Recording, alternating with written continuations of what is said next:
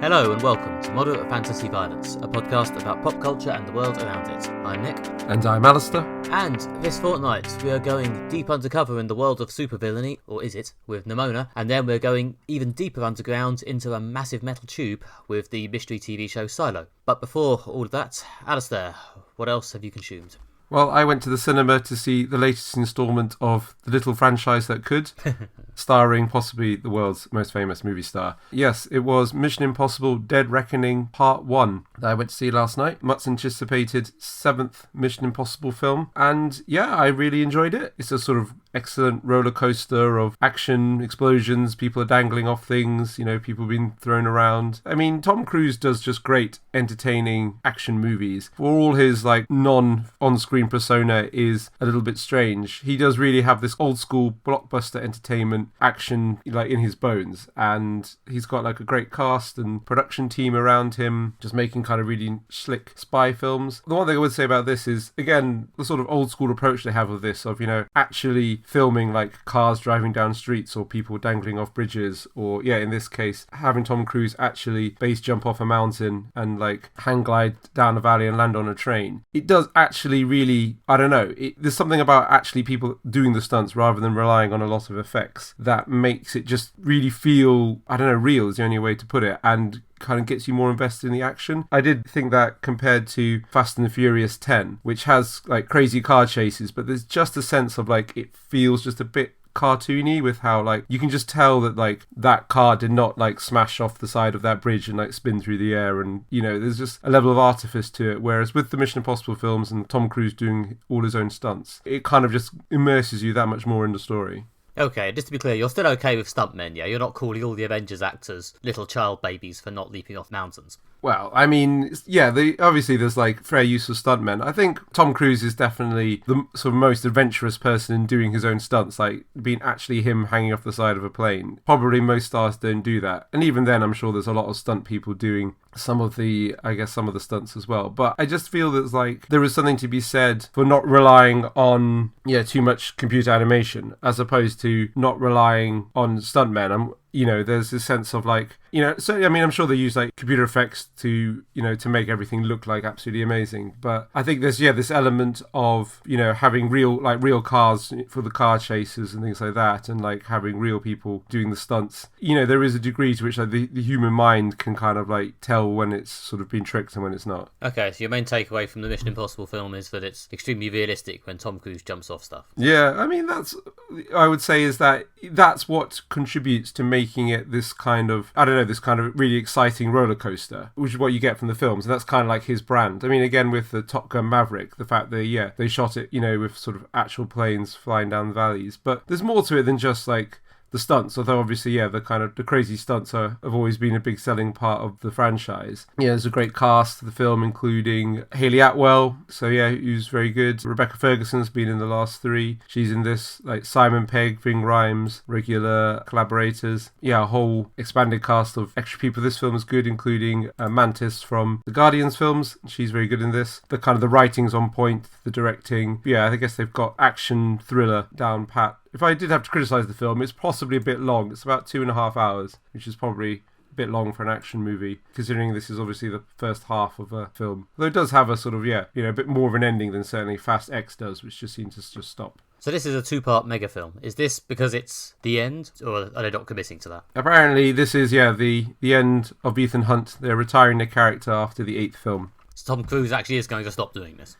Apparently he's going to stop doing Mission Impossible films. I don't know if he's going to retire from starring in films. I mean, he has slowed down his output over the last few years. I don't know if they plan to make some kind of Mission Impossible cinematic universe with a spin-off film about Simon Pegg's character or anything like that. I hope they don't. But this is a 2-part finale, so this is Dead Reckoning Part 1. But I guess unlike Fast X, that's just basically kind of gets to a point and then kind of stops, feels more like a season penultimate episode cliffhanger rather than what should be a season finale or film finale. This film does wrap up its plot and the fight over its MacGuffin and then set up what's going to happen in the next one. And I assume that's definitely coming out at some point in the next couple of years then. Did they film the whole thing back to back? I think it's coming out next year. It's scheduled for next year. And I saw on Instagram, I think on like Simon Pegg's Instagram, that they are shooting the second part right now. So apparently the plan is for it to be in cinemas in a year's time. So we've kind of one a year to wrap it up. We'll see if that actually happens. There's some speculation that I think the plan with Across the Spider-Verse and Beyond the Spider-Verse was that they would come out in consecutive years, but now I believe Beyond the Spider-Verse has been pushed back. That's probably because of the enormous amount of time it takes to do that beautiful animation. I wasn't sure that was official yet, but I knew there was a lot of skepticism about it actually meeting that deadline.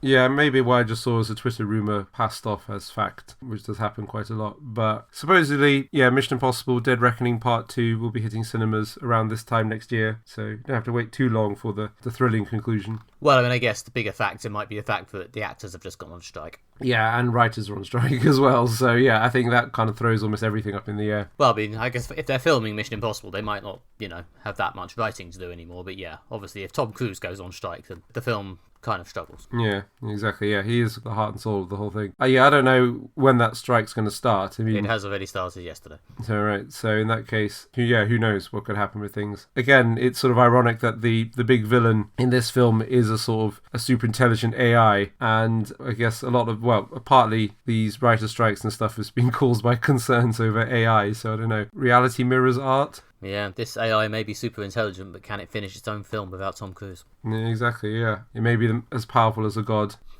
but if its film doesn't come out, then I guess it doesn't really matter. But I mean, there's always been a sort of had the finger on the pulse of contemporary fears. So the fact that the villain in this one's an AI, I guess, also plays into that. So is this a relatively, I don't know, air quotes, plausible form of AI, or have we got into sci-fi wonderland here? I think I don't know, it's probably stretching reality a bit, but again, with the Mission Impossible films, I think part of the appeal is they kind of walk the line between ridiculous spy stuff and crazy spy stuff. We're definitely not in sort of the kind of silly Roger Moore Bond territory. It's a bit more believable than most James Bond and stuff. I think we talked about this once, I think when we were covering Slow Horses, how there's a spectrum of spy media, from Slow Horses or maybe Tinker Tailor Soldier Spy at one end when it's very, very believable, and it's, or The Americans you mentioned, when it's just mainly about gathering intelligence, monitoring people, subterfuge, all the way through to the kind of sillier end of James Bond when they're closer to being superheroes than spies, really. And I think Mission Impossible, although it's a bit more silly than like we say, The Americans or Slow Horses, it's definitely on the kind of believable side. So you could believe that the American military has created some kind of super intelligent learning AI algorithm thing that's got out of control and is now taking on the world. It's got that level of believability to it. Okay, so we haven't gone full into space like people say about the Fast franchise. Oh no, I mean that's just gone absolutely ridiculous. With them going to space and stuff. It wouldn't surprise me if they introduced time travel at some point in the Fast and Furious films. It is definitely kind of got this believability to it, which is part of the appeal. I mean, they've done 7 films now, and I think that's pretty consistent as a franchise. Unlike franchise been running longer, but Bond or Indiana Jones, for example, they're there's some real turkeys in the mix there. I went to see Dial of Destiny recently. It was okay, but I think the Mission Impossible films are actually pretty consistently good across 7 films, which is impressive for Hollywood. Yeah, no, I have heard that, and one day I should actually watch more than one of them. They're all on Paramount Plus, I think, right now. I'll get to it. But if you're a fan of the franchise or just a fan of action movies and kind of watching Tom Cruise does his movie star action hero thing, which he does do well, it's one of those films that you pay your money and you get a roller coaster of entertainment, and I think it's absolutely worth it on a Friday night, especially if you're feeling a bit jaded after some recent blockbusters that have been a bit of a flop or not as good, such as Dial of Destiny, very okay. Fast X, it was alright. I didn't see The Flash, but I've heard everyone is disappointed by it. So if you're looking for a summer blockbuster that, is worth the price of admission, definitely go for Mission Impossible Dead Reckoning. Anyway, that's what I've been up to recently. Nick, what have you been consuming since we last spoke? I have been watching the first season of Abbott Elementary, the recent-ish successful sitcom on Disney Plus in the UK, and who knows what other services it might be on outside the UK. But this is a sitcom set in a an elementary school in Abbott Elementary School, a relatively rundown inner city school where a bunch of teachers, ranging from the young enthusiastic ones to the older, more jaded ones, try to just keep educating the kids while the ceiling falls down around them and such. And yeah, this is in some ways a very, I guess, basic sitcom. To be honest, you could probably show this on BBC One at like 7 PM in prime time, and apart from the fact that it's got a lot more black people in it than most BBC sitcoms, it will pretty much fit in. It's basically just a sort of pleasant sitcom about a bunch of nice, likeable people just trying to get on with their jobs, having occasional sort of petty little arguments and stuff, but usually ultimately ending in a heartwarming, uplifting and occasionally amusing place. It's not particularly boundary pushing or comically ambitious, but yeah, it's fun, it's pleasant. You usually end each episode with a smile. There are a few episodes where it goes into slightly bigger heights of absurdism, like a recent episode I watched where they discover that the phenomenon of desking has taken off on TikTok and pupils are jumping from desk to desk, so they end up moving all the desks into the gym to stop them using them for desking, only to discover they've accidentally created the ultimate desking arena. And yeah, occasionally it gets a bit silly, but that is about the height of the silliness so far. Nothing truly ludicrous has happened, but nonetheless, it's a fun show. There's a lot of likeable actors in it. I think the lead is Quinta Brunson, who stars as the main character and is also the showrunner of the series. And yeah, she's the sort of enthusiastic, naive, to the point of sometimes being annoying one who just is very upbeat and optimistic about the possibilities of teaching and occasionally gets on the nerves of the older, more jaded teachers. And probably the biggest, silliest character in the show is Ava, the principal, played by Janelle James, who is basically grossly unsuited for her job. It's heavily implied she got it by blackmail, and she mostly just sits in her office on her phone all day. But even she, she's not played as a villain or a figure of massive corruption, despite the obvious corruption in her origin story. Even she gets a few episodes where we find out about her heartstring-tugging family background, and she's allowed to be, relatable, and it's sort of implied that she's just trying to do her best in her way. So yeah, it's a very likeable show. Everyone's very much ultimately an understandable, fundamentally decent person, and there's a reasonably good supply of good jokes. It's not going to change any lives. It's a nice, pleasant 20-minute thing to watch at lunchtime. I've heard good things about this show. My partner watched it and she really liked it. And yeah, it's been towards the top of my to-watch list for a while. Yeah, it sounds like, just like kind of one of those things that, as you say, maybe it's not like doing something radically new with the sitcom format, but it's just delivering very well across the areas you expect a sitcom to deliver on. Yeah. It's got a good sort of mix of characters from, as I said, the young, annoying, enthusiastic one, the comic relief principal, the sort of awkward love interest, the older teacher who's a bit more calm and used to how crap everything is. There's an annoying young teacher who's aggressively woke to the point of satire, and yeah, there's a nice range of characters who bounce off each other well. Again, some of them sort of find each other annoying, but they all ultimately love each other in the end. Yeah, I think we've discussed quite a bit on the podcast that a good format for sitcom is to end with that kind of moment of warmth and niceness. It's something that, say, King of the Hill, classic Simpsons did really well. I thought Ghosts usually nailed that totally. So yeah, that's usually a nice, you want to finish with this kind of warm, positive feeling that kind of guides you through to the next episode. Well, yeah, and obviously it's set in an elementary school, and ultimately the teachers all want the best for the kids, so it's quite easy to locate an uplifting moment in a sitcom set in a small school full of cute kids, if you want to find it. Yeah. They don't really have to struggle to get those, and they're very good at weaving those in and fitting in some decent jokes. As I say, I do occasionally watch it and think it would be nice if this was slightly more acerbic or slightly more ambitiously ludicrous or something, but ultimately it's not a show that really wants to take those aggressively dark turns, I don't think. And is it relatively consistent with the jokes? One of the things again I loved about Ghosts was the writing is so on point that every sentence is pretty much either setting off or paying off a joke. It's not quite as comically tight as that, but the jokes do come with a fairly metronomic pace. Yeah, every so often there's an episode where I think this is kind of very standard sitcom stuff. Like, there's an episode where the young, naive character is a bit jealous of this older teacher's relationship with her daughter because she sort of sees her as a mother figure and is increasingly discovering that, she isn't as close to this older teacher as she is to her actual daughter. And then, of course, inevitably she discovers that the older teacher and the daughter do also have arguments sometimes. And, things aren't always that straightforward. It is the sort of oncoming lesson you can see from space, and they don't try to, really cleverly subvert it that much. It's very straightforward in what it's doing, but it does do it well. That sounds good, yeah. I'll definitely bump this way further up the list of things to watch. I think the second season has begun, or possibly even finished. Second season finished a couple of months ago, and I think the whole second season's on Disney+, so we may shoot straight into that. We may stop to watch the bear or something, I'm not sure. But yeah, 2 seasons have been filmed, released and done. The 3rd season, again, is probably going to be delayed due to the combination of strikes that are happening over in Hollywood. But, there's a fair few episodes to get going with. We may get to the point when we're struggling to find content for the podcast, so I guess we'll bring back the recommendation section if they're not bringing out any films or TV. Yeah, don't worry, lads. In the event that happens, who knows, maybe we'll just have to go back to doing a recommendation every episode to fill 2 slots. We will work it out one way or another. It'll become a music podcast. We've tried that before. I'm not sure how well it really went. No. It's, points for trying. But yeah, Abbott Elementary, as I say, if you want a pleasant, fun little show to make you smile during your lunch break and make you forget the living hell of your job, then this works. It took a slight dark turn at the end.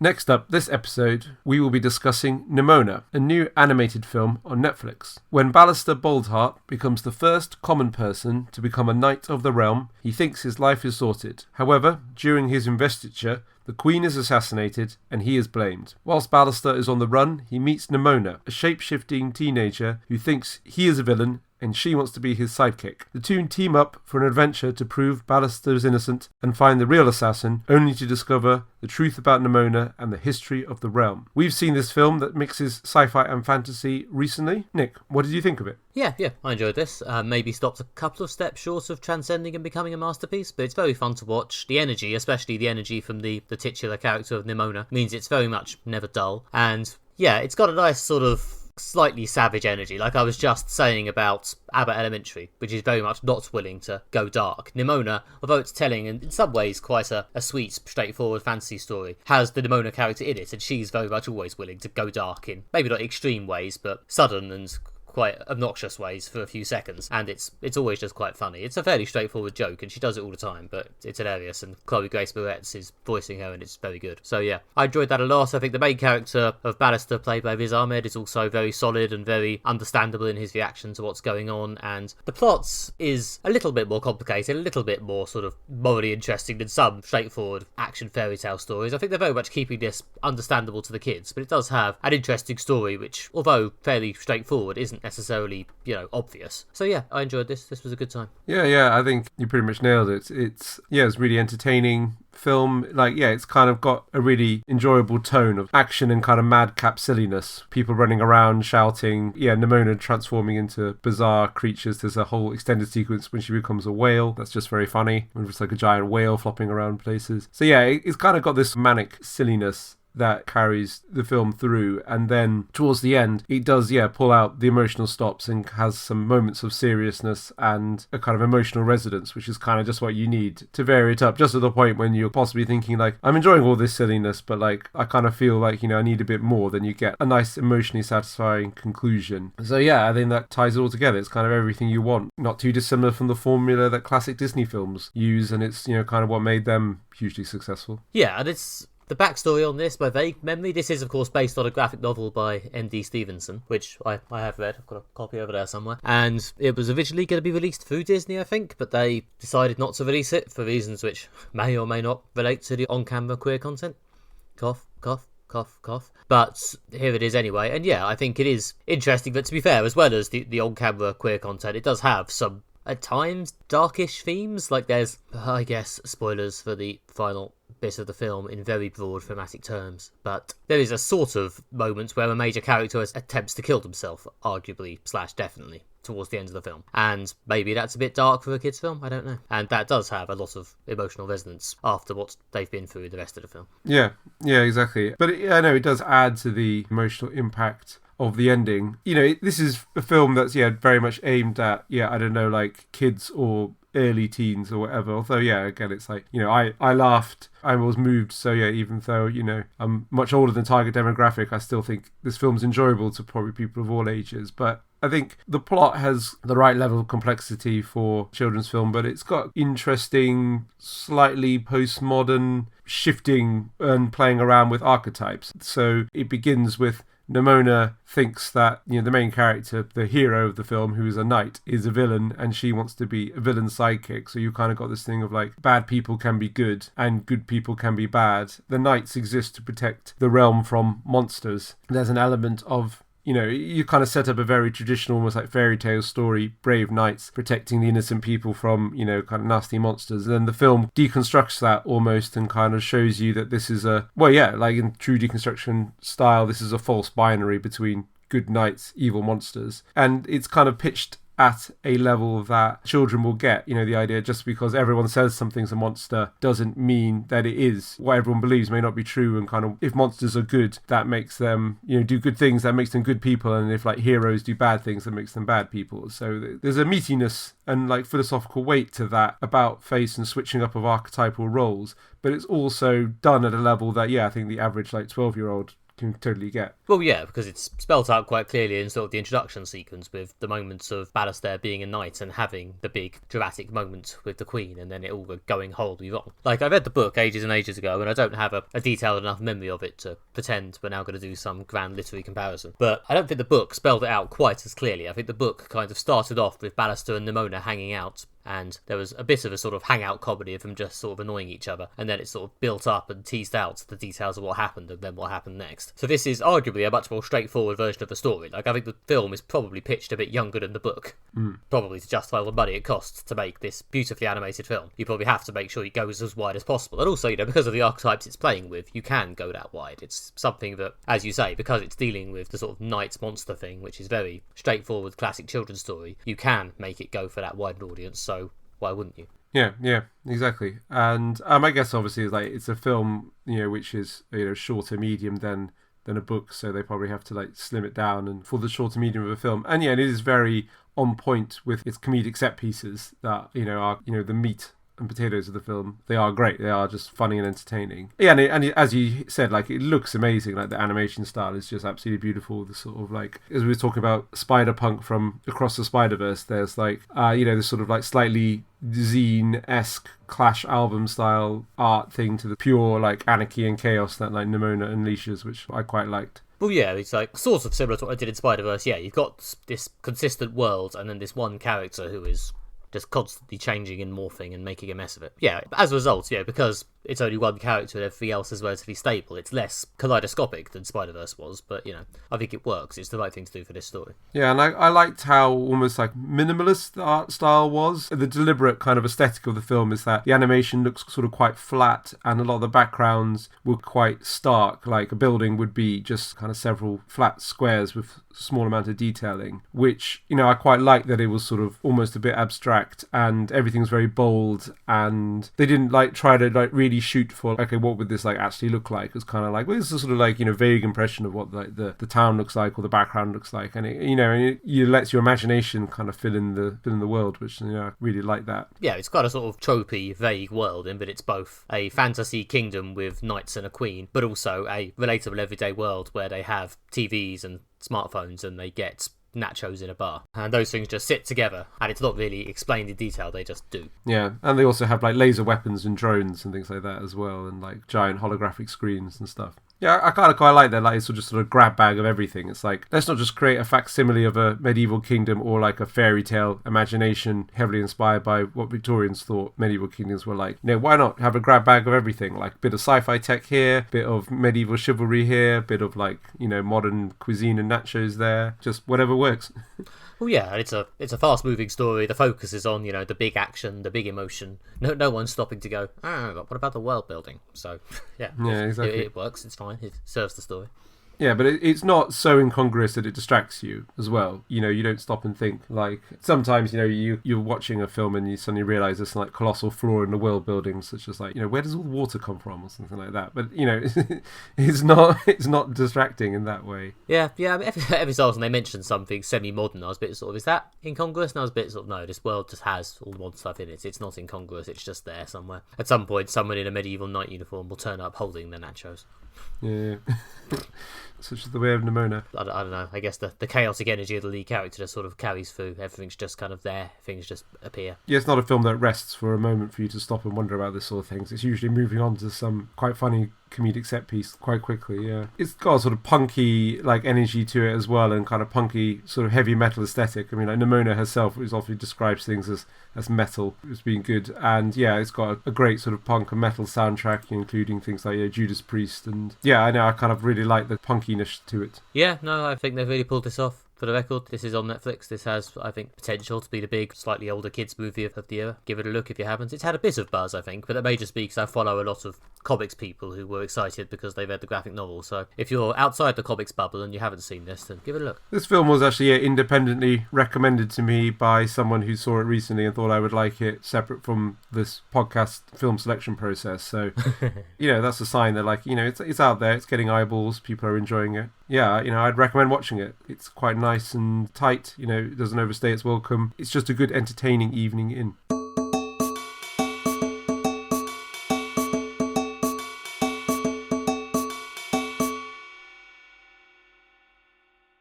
Finally, this episode, we will be reviewing Silo. Set in the future after an unspecified apocalypse, humanity lives in a vast underground silo to protect them from whatever is outside. Anyone who asks to go outside is sent out and dies immediately. After the silo's sheriff mysteriously asks to go outside, Julia Nichols, played by Rebecca Ferguson, becomes the new sheriff. Whilst investigating the death of her former lover and the events that led to the previous sheriff going outside, and a series of other strange goings-on in the silo, Julia discovers a dark secret involving the silo's leadership. We've seen the complete first season of this show on Apple TV. Nick, what did you think of it? Saw that. The mystery is kind of intriguing. There's good actors in it and builds up a decent head of steam during the sort of more exciting parts at the end. I found quite a lot of it a bit of a chore due to the thin characters and jerky plotting. I seem to be somewhat in the minority on this, to be honest, because I have seen a lot of people in my online feeds and such enjoying this show a lot more than me. But I found the actual characters quite hard to get attached to, and the world building weirdly thin, sort of very YA novel in some ways. It's full of things called the Rebellion and the Down Deep, and this whole silo of people just doesn't feel like a real society because hardly anyone seems to exist, except for when one of them pops out of nowhere when the plot needs them. It's kind of like I was saying about Nimona. The world is very thinly sketched in Nimona, but it doesn't matter because everything just pops along. Something's always happening. There's always an action scene or a big emotional moment. Whereas Silo, because it so badly wants to be a premium adult show, has quite slow, ponderous pacing, and as a result, you've really got lots of time to think about how thin the world building is. But yeah, it got quite exciting at the end when there was a big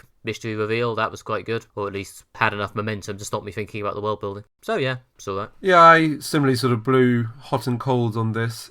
Strangely, maybe slightly different is that I kind of found it more intriguing towards the beginning. Yeah, the end, when it kind of brings its threads together, builds to a quite dramatic concluding couple of episodes. I think the point when I enjoyed the show the most was in kind of the early stages when you kind of felt like you were going into this world and like unpicking the layers to it a bit, and they're kind of getting a sense of the mystery. They made the bold decision to pretty much not have the main character in the first episode at all, just kind of building up this sort of background of the previous sheriff and his wife going outside and him going outside. And yeah, in the early stages of this, character who's from outside the ruling class, thrust into becoming sheriff, discovering the world, investigating the mysteries. I did feel like as they kind of unpeeled the layers of the mysteries, it wasn't like, I don't know, hugely complex or like surprising. Like there's a conspiracy, the senior people are all in on it. There's a sort of menacing guy who turns out to be a wrong un. The mystery, although like kind of intriguing, is one of those things that once you kind of got into it, it didn't kind of live up to the premise. Yeah, and like I say, the world building possibly a bit thinly sketched.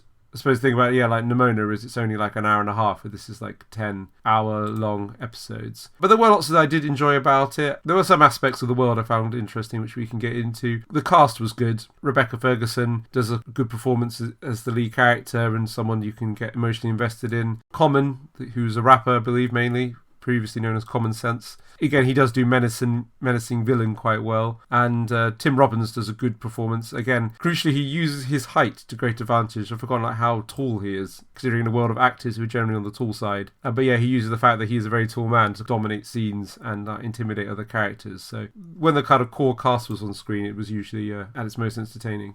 Yeah, I found the character Robert Sims, played by Common, quite odd, but I was never quite sure if he was meant to be like a real character I had like interest and sympathy for, and like I was meant to see his point, or if he was just a scary baddie. He seemed to vacillate between episodes as to what was going on. Yeah, I mean, that's the problem, is that, like, I was hoping they were, like, when they set up, like, this person's, like, menacing and intimidating, is he going to be a villain? I thought they might do it a clever about switch, kind of similar to how in the first Harry Potter, you're sitting there the whole time thinking, like, Snape's unpleasant. I bet it turns out he's the villain because, you know, the original Harry Potter's aimed at, like, 8-year-olds. And then, yeah, they do a clever about switch when actually he's not. But yeah, in this, the menacing guy turns out to be a menacing bad guy. Yeah, they do add some elements of it, like, kind of bringing his family. There's a bit when his family are threatened, and you do kind of feel that, like, wanting to stamp on the people who threatened his family is an appropriate emotional response. But there's a kind of a sense of, like, he's just a man trying to get through life, and he's doing horrible things because he feels he needs to. But it's not really much more complicated than that. Yeah, I did like the previous sheriff and his wife, played by Danny Oyelowo and Rashida Jones, both of whom I have enjoyed in other things. Yeah, they're very good in this. To be honest, they're two of the best sketched characters in it, despite only appearing in like one episode each. Well, I think the sheriff appears at the very beginning of the second episode as well, but yeah, they're not in it very much. Spoilers. Yeah. Well, there was the sort of strange thing of, like, doing almost like a prologue episode as episode 1, which is at least a different decision from what most shows do. Part of me wants to give them credit for being so willing to kill their characters. I guess I won't list everyone who dies. That might actually be too much spoilers even for us. But yeah, they are quite willing to knock off characters, and throughout the series, several people who seem like they're starting to build up into major roles do just suddenly die instead. Which, on the one hand, as I say, points for bravery, I guess. On the other hand, by the second half of the series, it does almost feel like there are very few characters we care about left. Paul Billings, the sort of secondary deputy sheriff, played by Chedaza Uch, is very good, actually. He's a really good character. Part of me almost wishes he was the main character instead. I almost felt like his dilemmas were more interesting than Jules's, but that might just be me. Well, he's hiding a secret, which is usually always a good thing for a character. You know their secret, and they don't know when it's going to come out again. Don't you feel the need to spoil that? Yeah, and he's put in a fair amount of emotional and plot-based dilemmas. He's loyal to two masters, the judicial service and the sheriff's service, and yeah, he's frequently called into conflict based on where his loyalty is, and you know, he wants to help Jules with her investigation, but also doesn't want to get, I don't know, run foul of the powers that be. So again, these are kind of good stuff for just creating entertaining characters in traumatic situations. Well, yeah, he has a lot of interesting conflict, which you can actually sort of understand, whereas the main character, Jules, played by Rebecca Ferguson, I mean, my partner, who has read a lot of YA in her time, did point out that she does kind of seem a bit like a general special rebellious girl character from a YA novel series. I guess Katniss from the Hunger Games would be the archetypal one. Her main personality trait is that, yeah, she's inherently suspicious of the system, and she's got a dead loved one she's determined to avenge, and that's her basic motivation for just being kind of angry all the time. Yeah, it is one of the things that the kind of emotional note she strikes is basically anger and being pissed off with, like, absolutely everyone. Although understandable, I guess, in that she's trying to find out who killed her lover, but also at the same time, it's kind of not really a substitute for detailed characterization. Just sort of being angry is not really a substitute for a personality. The character's more personality than maybe I'm letting on. That's possibly a bit harsh, but it could be more varied, I suppose. Yeah, it could sometimes be a bit. I mean, Rebecca Ferguson's does a good job of it. That she could definitely act, she could definitely emote, and she does portray anger in a way that is very good and recognisable. But it is one of the only notes she gets to play a lot of the time. Yeah, I feel that she's kind of doing most of the work to make the character feel like a real person. The script wasn't giving her a huge amount of, like, emotional to work with, whereas, like, she's finds a way to emote different types of anger, such as anger at her father versus anger at the system. Yeah, again, all this sort of very broad stroke stuff might have worked in less episodes. Maybe if they'd done the same plot in 5 episodes, it might have worked better. I don't know. Yeah, again, the not particularly satisfying twist behind it all would probably maybe work best if they hadn't spent so long building up the kind of nature of the conspiracy. Are you talking about the actual, like, last few seconds of the last episode twist? No, what I meant more is the fairly obvious thing that, like, she's investigating the murder of her lover and also the strange goings on in the silo. Yeah, and it turns out there's a conspiracy involving this is spoilers, we're getting to territory now, but not the big spoiler that Nick just alluded to, which is there's a conspiracy involving the senior people in the silo to control and monitor and keep everyone constrained in a sort of fairly standard dystopian way. And I was kind of hoping for something a bit more substantial than basically the twist is the senior people have a cabal which they use to hold on to power. And maybe if there'd been less episodes, that could have felt like a more satisfying twist. Again, if it was a film, that's a sort of quite good twist for like an hour and a half of plotting for a film. I just expected more from 10 hours of premium drama. Yeah, but there's one episode. I mean, this one of my bullet points on this is it me or is this show often terrible at cliffhangers? And one of the final shots of one of the episodes is them just pulling back and revealing that people are watching her through cameras. And then it cuts away, and I was just sort of sat there going, were we meant to assume they weren't? Yeah, I mean, one of the problems is because the world building hasn't really done its work in that it's a sci-fi world, they're underground, but there's a sort of weird mix of tech, like they've got some things they have, some things they don't have. It's kind of post-fall dystopia, lots of tech and skills from the world that built the silo has been lost, but what they haven't gone far to establish is that actually cameras aren't a thing that they have anymore, so everyone would be surprised by the fact that the entire silo is wired for CCTV and they can see into everyone's rooms. If they kind of built up that was a twist more, it would have worked more as a twist. It took me a while to actually remind myself, like, oh yeah, there's that bit when it kind of says that like they don't really know what a camera is, and like Jules' mum was trying to make a microscope and it got smashed because they want to keep lenses away from people. It's like, oh yeah, that's because the whole thing's wired for CCTV. But obviously, especially living in Britain where the whole country is wired for CCTV, it's not really a twist that lands with the impact I think they were aiming at. Yeah, although special points to the cliffhanger of the first episode, which was just a woman exists. Literally, the last shot of the first episode was the sheriff going down to the big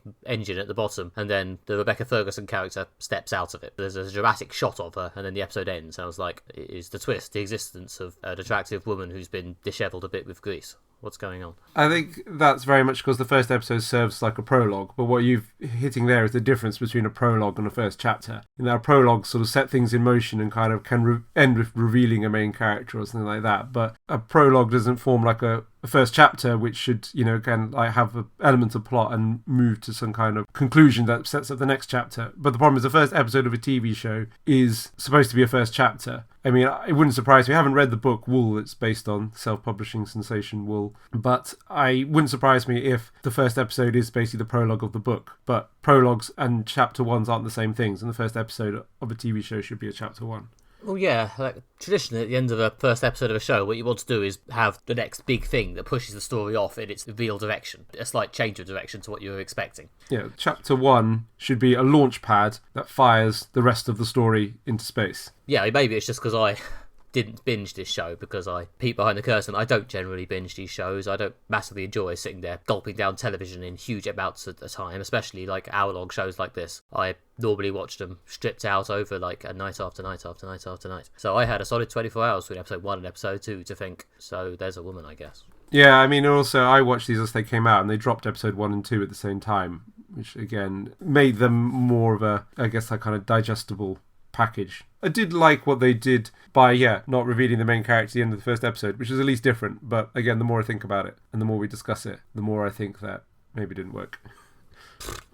Yeah, again, there's some good zip, some good sort of basic tension at the end when, the conspiracy starts to close in and Jules goes on the run, trying to say some nice things. Yeah, acting good. The mystery itself is kind of intriguing at times. Like, there's some sort of weird rules they have. Like, they're not allowed to have any form of magnification, as you sort of alluded to earlier. They're not allowed to have lifts. They have to use stairs. So, accessibility very bad in the silo. Yeah, it's no one in a wheelchair.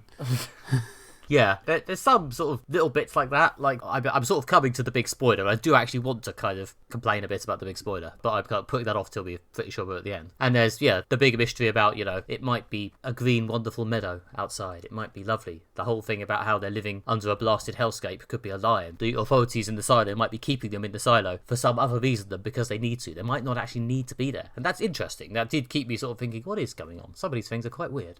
I wasn't going to stop watching it because the podcast demands it, but I did sort of still voluntarily want to know what was up with these mysteries, so I was still just about voluntarily watching it up to the end of the season. Some of these things were, quite well played and interesting in terms of their just strangeness. Yeah, and it's introduced in like the first line of the first episode that kind of like, why are they there? Who built the silo? These kind of big mysteries. And there is definitely something intriguing in that. And that's why I like the early bits when they sort of like were picking over those kind of big mysteries. Before we get to the finale, one thing I did like about it was what it said about politics. And it's quite interesting that on some level it's a fairly standard dystopian thing, and that there's authority and the authority is oppressive. And, it's not really breaking new grounds, in that kind of depiction of kind of fictional authoritarian states. But I did quite like the sort of Hobbesian nature of it, this kind of idea that the whole world outside the silo is dead, and if you go outside you die. So they're trying to preserve humanity inside it. Nature is literally, the state of nature is death. The kind of strong hand of the kind of Hobbesian state is needed to keep everyone in line and keep humanity going. So you might think the silo is a bit harsh, but there's a kind of unbuilding that is necessary to protect humanity from the awfulness outside, which was, that's something quite kind of interesting in that kind of exploration of like authoritarian, the sort of Hobbesian authoritarianism, brought in through all the various things like the Pact, which is their constitution and stuff like that. I also quite liked how elements of it kind of conform to how Hannah Arendt described totalitarian societies, in that the silo is superficially an authoritarian society, in that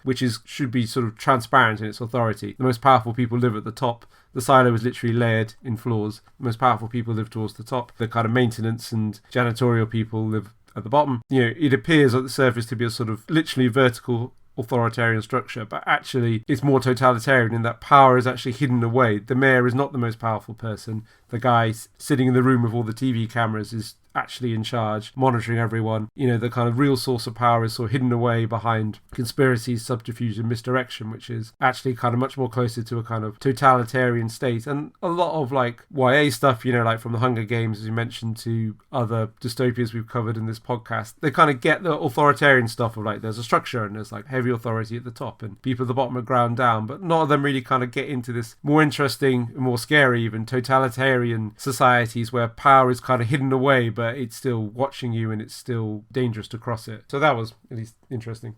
Yes, although I think a lot of what you're saying is more interesting in extrapolation than what's actually in the show. Yeah, I mean, the show is kind of inspiring these thoughts and leading to it's a kind of analysis built on top of it. I don't know if the writers read The Origins of Totalitarianism or Hugh Howey, who wrote the book Wool, and was like, let's put a totalitarian onion-like structure that Arendt describes into the story. I doubt it, to be honest. But it's sort of there inadvertently. Yeah, a lot of the stuff that could be interesting about the society in the silo maybe isn't explored that much. I mean, there's a bit in one of the early episodes, I think the third one or something, where because they need to upgrade the engine, they're going to switch all the power off to the silo for a period of time. Yeah. And there's various reasons, various other effects, but the outcome is they're going to switch the power off to the silo. And there's this bit where the cops in all the upper levels of the silo are a bit sort of, okay guys, this could kick off. People could use the power outage as an excuse to do crime or something. We need to be ready. And literally nothing happens. It's not commented on at all. There's no sign of anyone in the silo doing anything with this opportunity. There's no exploration whatsoever of what effect the power outage might have on the wider silo. There's a couple of drifty shots of them sitting looking worried, and that's about it. Though I do kind of feel this is somewhat indicative of the silo's wider achievements in world building. Yeah. Although I did feel that the kind of the race against time to fix the silo, the power system before it explodes, was actually probably one of the most tense bits of the show. That kind of race against time before they got barbecued and blown up was actually quite good. That was a good action sequence. And for the record, in my quest to find nice things to say about this show, it's very well made on that technical level. There's a lot of money clearly been thrown at it. They've clearly built a decent number of physical sets for this. It does look good. Yeah, they've got Apple money, so which like makes it makes it look the part, absolutely. But yeah, again, I kind of wanted maybe more from the world building and more from the conspiracy. I would have appreciated more because the kind of world is set up in a sort of there's these kind of big factions that society's based around. There's the sheriff and the police, as we discussed, the main character. There's the judiciary, who are kind of the political enforcers. Maintenance, who fix things. Pretty much IT. There's like food growers. There's a few other factions that are mentioned. You kind of think then each one's got like a head of like a boss, and they all kind of hang out with the mayor and they're in charge of everything. And then there's also this like hidden away conspiracy with all these cameras and stuff, and that's quite interesting to kind of deconstruct and also to like explore. You think society works one way, lay out how you think society works, but actually no, it works like in a different way. But they didn't really do that. They sort of hinted at it. And there's lots of, in the kind of gaps they left between what they described, there's rooms where you can extrapolate interesting things, as I did. Alistair there congratulating himself on his own interestingness. Well, that's part of the course, really. I mean, it's what I do all day, really. Pat myself on the back for being a smart cookie. So anyway, can I complain about the last few seconds of the show now? Yes, I've had my Hannah Arendt moment. Alright, cool. So spoilers, I guess, for the last few seconds of the last episode of Silo Season 1. Mm-hmm. You've had your chance. You are currently having your chance. Your chance is over. Yeah, so at the end of the last episode of this season, the lead character, Jules, played by Rebecca Ferguson, as I already said, goes outside the silo as a punishment for being naughty and discovers that... But as I say, it has previously been implied earlier that all the stuff the silo management are telling them about how it's a blasted hellscape out there is a lie, and it's actually a beautiful idyllic meadow. So she steps outside. It turns out that she does see a beautiful idyllic meadow, but it's actually some sort of hologram video thing. She just sort of walks through it, and it turns out outside actually is a blasted hellscape. Which... I mean, I guess it's a reversal of a reversal, but also, one of the most interesting things about the show for me was the implication that it's actually fine out there, and they're being kept in the silo by choice by the people in charge. There's actually a reason they're being kept in the silo, other than they have to be in a silo because it's shit out there. Yeah. Or there was a reason at one point, but it's disappeared, and now they're just going through the motions because, like, you know, cargo cult style. Yeah, interesting stuff. Again, good job. Take another few minutes to congratulate yourself. But instead, it's neither of those things. It's just shit out there. Turns out they do just live in the silo because it's a blasted hellscape, is the implication. So that's actually less interesting than any of the things I thought during the series. Yeah. I'm now, if anything, less inspired to come back for season 2. Yeah, it's a bit of a anticlimax, which is very much what you want from the end of your show, is a climax, not an anticlimax. I guess on some, I don't know if like they thought it'd be too I mean, I'm kind of second guessing the writers now, but like, did they think it was too obvious if she just goes outside and actually it's beautiful out there? So they didn't want to do the obvious twist, but they came up with a like more disappointing, less obvious twist.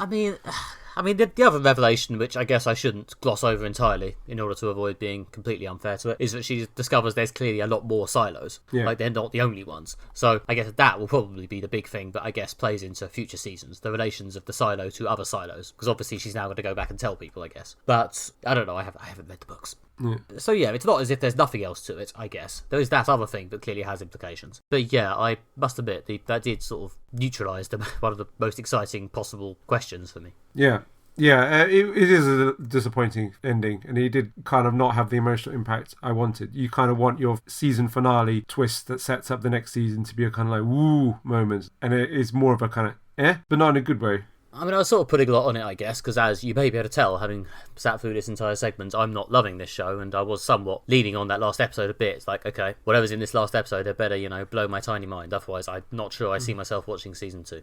And yeah, I can't say it's looking promising. It has, for some reason, been very popular, and they are getting a season 2, and it has sort of consistently been in if you go into Apple TV, it's usually ranked number 1 or number 2, I think, only knocked off its number 1 position by Ted Lasso, that everyone also loves. But yeah, whether you trust the Apple chart to be accurate, I suppose, is another thing, but people seem to like it. Yeah, I don't know. I mean, to be fair, other people whose opinion I do somewhat respect, have said they enjoyed this, and I'm going to try not to be sneering and insulting, but I personally did not. Oh well.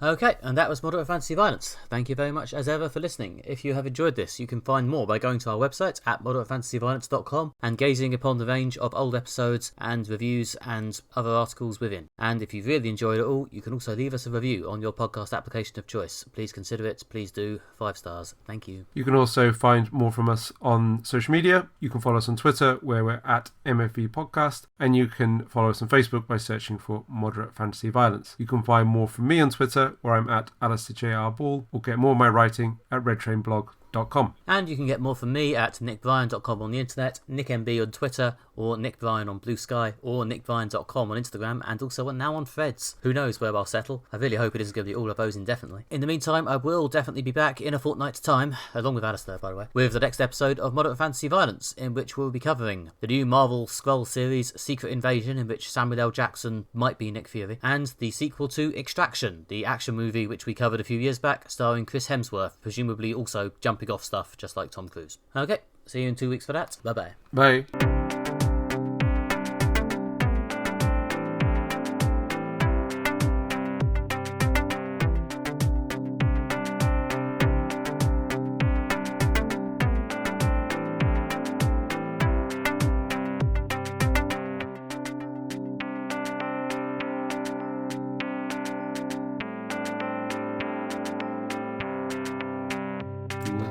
Cool, right.